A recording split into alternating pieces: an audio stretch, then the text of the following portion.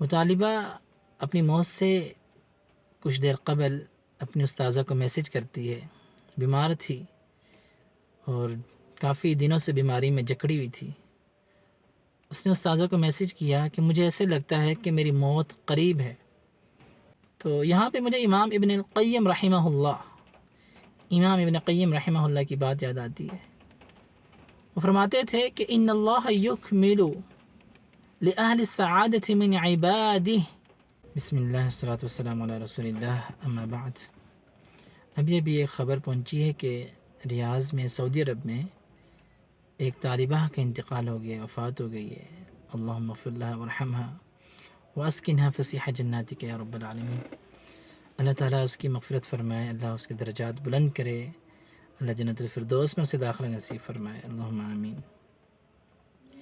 وہ طالبہ جو تھی وہ قرآن کی طالبہ تھی، خوش نصیب طالبہ تھی۔ اللہ تعالیٰ ہم سب کو قرآن کا طالب بنائے، اللہم آمین۔ وہ طالبہ اپنی موت سے کچھ دیر قبل اپنی استاذہ کو میسج کرتی ہے، بیمار تھی اور کافی دنوں سے بیماری میں جکڑی ہوئی تھی۔ اس نے استاذہ کو میسج کیا کہ مجھے ایسے لگتا ہے کہ میری موت قریب ہے، اور میں پریشان اس بات سے ہوں کہ میرے ابھی صرف 20 سپارے حفظ ہوئے ہیں، 20 پارے حفظ ہوئے ہیں، ابھی 10 رہتے ہیں۔ میں اس نسبت سے بہت پریشان ہوں، کیا کروں؟ اگر میں مر گئی تو میں حفظ نہیں کر پاؤں گی۔ اور اس کی روٹین یہ تھی کہ وہ ایک دن میں ایک صفحے کو 400 بار پڑھتی تھی، ایک دن میں ایک صفحے کو 400 بار پڑھتی تھی۔ وہ کہتی ہے کہ میں ایک گھنٹے میں 50 بار ایک صفحے کو پڑھتی تھی، تو مطلب 8 گھنٹے 400 مرتبہ وہ قرآن پڑھتی رہتی تھی، اور ایک ہی صفحے کو بار بار پڑھتی تھی یاد کرنے کے لیے۔ دیکھیے کیا جذبہ تھا قرآن کو حفظ کرنے کا، قرآن کو یاد کرنے کا، قرآن کو پڑھنے کا۔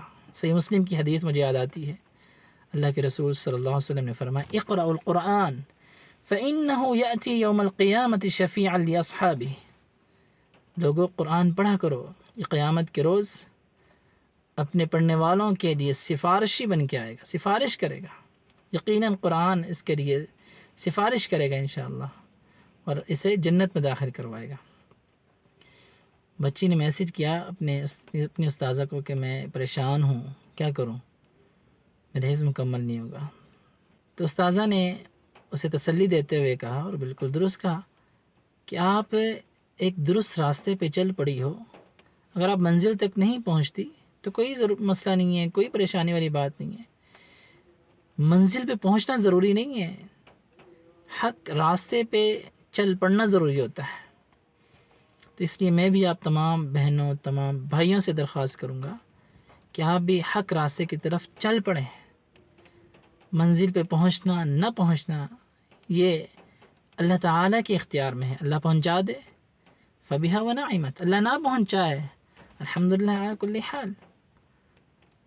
تو یہاں پہ مجھے امام ابن القیم رحمہ اللہ کی بات یاد آتی ہے۔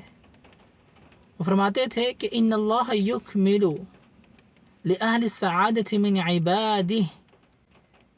اللہ تعالیٰ اپنے وہ بندے جو سعادت والے ہیں، اپنے وہ بندے جن سے اللہ محبت کرتا ہے، ما نقص فی الدنیا، اگر دنیا میں وہ کوئی علم سیکھتے ہیں، اللہ تعالیٰ پھر موت کے بعد جو نقص، جو کوئی کمی کوتاہی رہ گئی تھی، اللہ اس کو پورا کرتے ہیں، اللہ اس کو مکمل کریں گے انشاءاللہ۔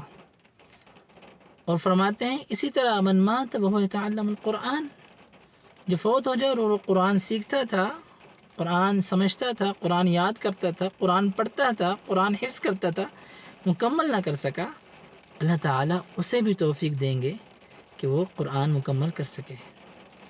تو میرے بھائیوں، میری بہنوں، قرآن کے ساتھ محبت کریں، اہل قرآن کے ساتھ اٹھنا بیٹھنا رکھیں اپنا۔ اللہ کے نبی صلی اللہ علیہ وسلم نے اس کے بڑے فضائل بیان کی ہیں، آپ نے بہت سارے علماء سے سنا ہوگا۔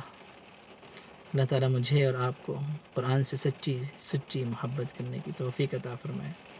اقول قولی ھذا استغفر اللہ لی ولکم ولسائر المسلمین وآخر دعوانا ان الحمد للہ رب العالمین.